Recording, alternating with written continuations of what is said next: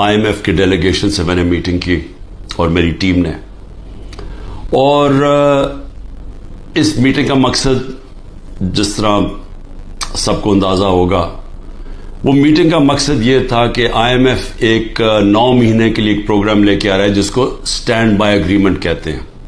یہ کیوں لے کے آ رہا ہے؟ کیونکہ اگر یہ IMF کا اب قرضہ جو $3 ارب کا ان کو نہیں ملتا, تو یہ یاد رکھیں کہ پاکستان, جو میں آج سے سال پہلے کہہ رہا تھا, بلکہ 13 مہینے پہلے میں نے جب کہا, تو میرے اوپر انہوں نے کہا غداری کا کیس کرنا چاہیے. سارا شور مچ گیا کہ عمران خان ملک کے اندر ایک وہ فضا بنا رہا ہے جس سے ملک کی معیشت کو نقصان ہوگا. میں یہ کہہ رہا تھا کہ جس طرح یہ حکومت جا رہی ہے, پاکستان کو ڈیفالٹ کا خدشہ ہے. ڈیفالٹ کا پہلے مطلب سمجھ لے کیا ہے.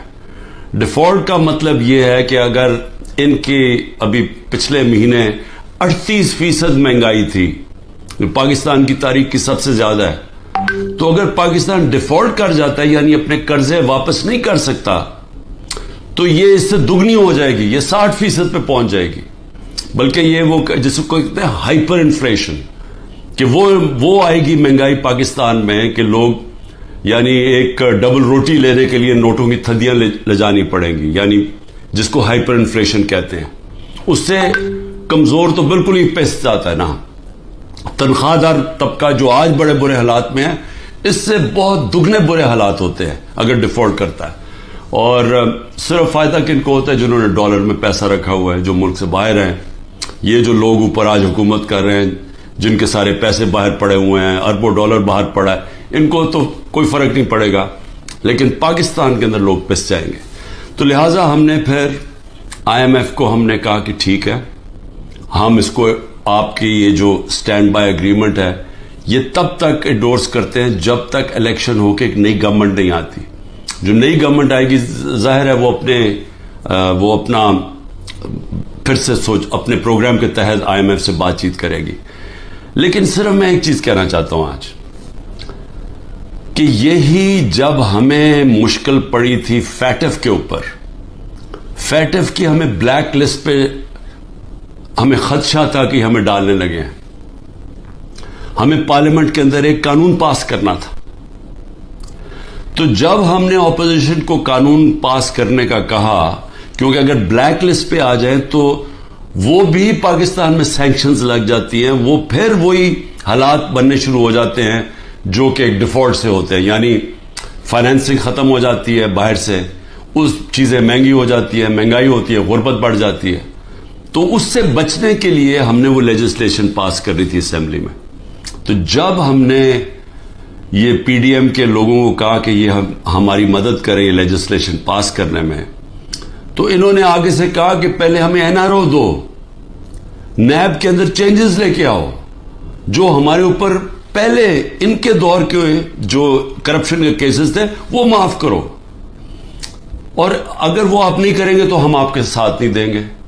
اور ہم نے وہ NRO نہیں دیا, انہوں نے ساتھ نہیں دیا. اس کے باوجود ہم نے پھر وہ, اللہ کا کرم ہے کہ ہم وہ لیجسلیشن پاس کر گئے, اور آج جو فیٹ سے نکلے ہیں وہ بہت بڑی چیز تھی, وہ جو ہم نے قانون پاس کیا تھا. تو میں صرف یہ کہنا چاہتا ہوں کہ آپ کو صرف فرق پتہ چل جانا چاہیے کہ یہ وہ لوگ تھے جو اپنی کرپشن کے لیے ہمیں بلیک میل کر رہے تھے, کرپشن بچانے کے لیے. آج یہ حالات ہیں جب ہم ان کی مدد کر رہے ہیں, کیونکہ ہم IMF کو کیوں چاہیے کہ ہماری مدد کیوں چاہیے؟ انہیں پتہ ہے کہ آگے کیئر ٹیکر گورنمنٹ آ رہی ہے, الیکشن جب آئیں گے کیئر ٹیکر گورنمنٹ یہ نہیں کر سکتی. تو ان کو چاہیے کہ ساری پارٹیز کا کنسنسس چاہیے. ہم صرف مدد پاکستان کے لیے کر رہے ہیں, جبکہ 10,000 ہمارے کارکن جیلوں میں. آج جو ہماری اکنامک ٹیم تھی وہ ساری انڈر گراؤنڈ ہے. ان کو اکٹھا کیا, زوم کے اوپر لیا. میرے اوپر 180 کیسز بن چکے ہیں. ساری سینئر لیڈرشپ کی یاد اندر ہے کیسز ہیں, اور جو باہر نکلتی ہیں تو ان کو کہتے ہیں کہ جی پہلے کا پارٹی چھوڑو گے نہیں تو ہم آپ کو اندر رکھیں گے. جو ہمارے لیڈرشپ جیل میں ہیں ان کے اوپر انتہا قسم کا پریشر ڈالا جا رہا ہے. جو بھی گلگت بلتستان کے اندر جو ڈرامہ کیا گیا ہے, آپ یہ سوچیں کہ جو ممبرز کے اوپر انہوں نے پریشر ڈالا, ہمارے پاس تو نمبر پورے تھے, پہلے پارلیمنٹ کے اندر گھسنے نہیں دیا, اب اس کے بعد ایک ایک ممبر کے اوپر پریشر ڈالا ہے, وہی کرنے جا رہے ہیں جو کہ انہوں نے آزاد کشمیر میں کیا تھا. تو ایک طرف تو یہ ہو رہا ہے, اور اس کے باوجود ہم آج کیونکہ ہمارے ملک کو نقصان نہ ہو, ہم نے یہ فیصلہ کیا ہے کہ ہم اس اسٹینڈ بائی اگریمنٹ کو بیکنگ دیتے ہیں تب تک جب تک الیکشن نہیں ہوتی. اب اس میں دو اور چیزیں تھیں.